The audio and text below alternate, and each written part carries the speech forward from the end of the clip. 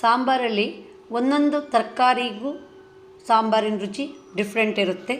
ನುಗ್ಗೆಕಾಯಿ ಸಾಮಾನ್ಯಕ್ಕೆ ಎಲ್ಲರೂ ಇಷ್ಟಪಡ್ತಾರೆ. ಹೆಚ್ಚಾಗಿ ಮಾಡೋದು ತೊಗರಿಬೇಳೆ ಹಾಕಿ. ನುಗ್ಗೆಕಾಯಿ ಸಾಂಬಾರು ರೆಸಿಪಿ ನೋಡೋಣ. ಈಗ ರುಚಿಯಾದ ನುಗ್ಗೆಕಾಯಿ ಸಾಂಬಾರು ಮಾಡೋಣ. 1/4 kg ಆಗಷ್ಟು ನುಗ್ಗೆಕಾಯಿ ಇಟ್ಕೊಂಡಿದ್ದೀನಿ. ಅದರ ಸಿಪ್ಪೆನ ಸ್ವಲ್ಪ ಹೆರಿಸಿ ತೆಗಿಬೇಕು, ಇಲ್ಲದ್ರೆ ಸ್ವಲ್ಪ ಕಹಿ ಬರುತ್ತೆ ಹೋಳುಗಳು. ನುಗ್ಗೆಕಾಯಿ ಹೋಳುಗಳನ್ನ ಹೀಗೆ ಹೆಚ್ಚಿಟ್ಕೊಂಡಿದ್ದೀನಿ. ಈಗ ಸಾಂಬಾರಿಗೆ ಮಸಾಲೆ ರೆಡಿ ಮಾಡೋಣ. ಒಲೆ ಮೇಲೆ ಬಾಣಲೆ ಇಟ್ಕೊಂಡಿದ್ದೀನಿ. ಅದಕ್ಕೆ 1 ಸ್ಪೂನಷ್ಟು ಕೊಬ್ಬರಿ ಎಣ್ಣೆ ಹಾಕಿದ್ದೀನಿ.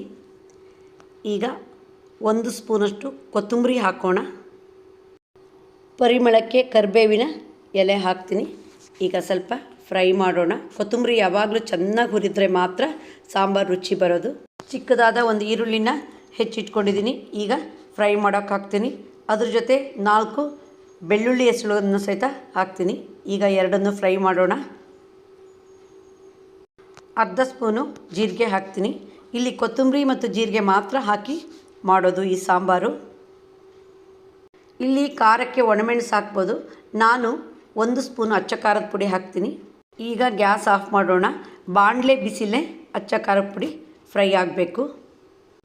1 ಹೋಳು ಕಾಯಿ ತುರಿ ಹಾಕ್ತೀನಿ. ಇದು ಸಹ ಬಾಣಲೆ ಬಿಸಿ ಆಗಬೇಕು. ಹುರಿದ ಮಸಾಲೆನ ನಾನು ಮಿಕ್ಸಿ ಜಾರಿಗೆ ಹಾಕಿಟ್ಕೊಂಡಿದ್ದೀನಿ. 1 ಲೋಟ ನೀರು ಹಾಕಿ ನಯಸ್ಸಾಗಿ ರುಬ್ಬೋಣ. ಮಸಾಲೆ ರೆಡಿಯಾಗಿದೆ. ಸ್ವಲ್ಪ ದಪ್ಪ ಇದೆ. ಅದಕ್ಕೆ 1 ಲೋಟದಷ್ಟು ಮತ್ತೆ ನೀರು ಸೇರಿಸೋಣ.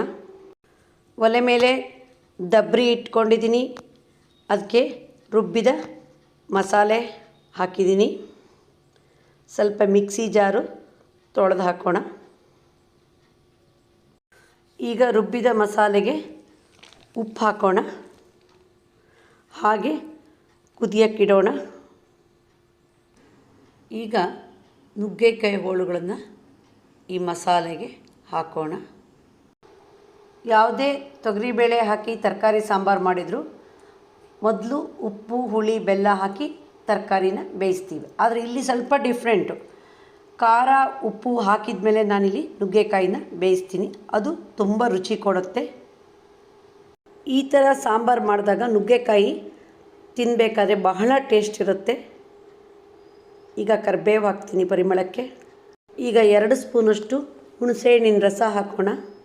ಹುಳಿ ಯಾವಾಗಲೂ ತರಕಾರಿ ಅರ್ಧ ಬೆಂದಮೇಲೆ ಹಾಕಬೇಕು. ಮೊದಲೇ ಹಾಕಿದರೆ ಅದು ಬೇಯಲ್ಲ. ನುಗ್ಗೆಕಾಯಿ ಹೋಳುಗಳು ಬೆಂದಿದೆ.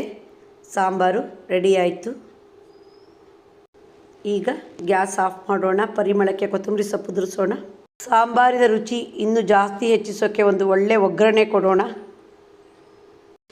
ಒಲೆ ಮೇಲೆ ಒಗ್ಗರಣೆ ಸೋಟಿಟ್ಕೊಂಡಿದ್ದೀನಿ. 1 ಸ್ಪೂನು ಕೊಬ್ಬರಿ ಎಣ್ಣೆ ಹಾಕಿದ್ದೀನಿ. 4 ಒಣಮೆಣಸಿನ್ಕಾಯಿ ಚೂರು ಹಾಕಿದ್ದೀನಿ. ಈಗ 1/4 ಸ್ಪೂನು ಉದ್ದಿನಬೇಳೆ, ಅರ್ಧ ಸ್ಪೂನು ಸಾಸಿವೆ ಹಾಕ್ತೀನಿ. ಸ್ವಲ್ಪ ಫ್ರೈ ಆಗಲಿ. ಒಗ್ಗರಣೆ ರೆಡಿ ಆಯಿತು. ಈಗ ತೆಗೆದು ಸಾಂಬಾರಿಗೆ ಹಾಕೋಣ. ನೀವು ಒಂದು ಸರಿ ಈ ಥರ ಸಾಂಬಾರು ಮಾಡಿದರೆ ಯಾವಾಗಲೂ ಇದೇ ರೀತಿ ಮಾಡೋಣ ಅನಿಸುತ್ತೆ. ಅಷ್ಟು ಟೇಸ್ಟ್ ಕೊಡುತ್ತೆ. ತೊಗರಿಬೇಳೆ ಹಾಕದೆ ನುಗ್ಗೆಕಾಯಿ ಸಾಂಬಾರನ್ನು ಬಹಳ ರುಚಿಯಾಗಿ ಮಾಡ್ಬೋದು ಅಂತ ನಾನೀಗ ವಿಡಿಯೋದ ಮೂಲಕ ತೋರಿಸ್ಕೊಟ್ಟಿದ್ದೀನಿ. ನೀವು ಒಮ್ಮೆ ಟ್ರೈ ಮಾಡಿ. ನಿಮಗೆ ಇಷ್ಟ ಆದರೆ ಲೈಕ್ ಮಾಡಿ, ಶೇರ್ ಮಾಡಿ, ಸಬ್ಸ್ಕ್ರೈಬ್ ಮಾಡಿ. ಧನ್ಯವಾದಗಳು.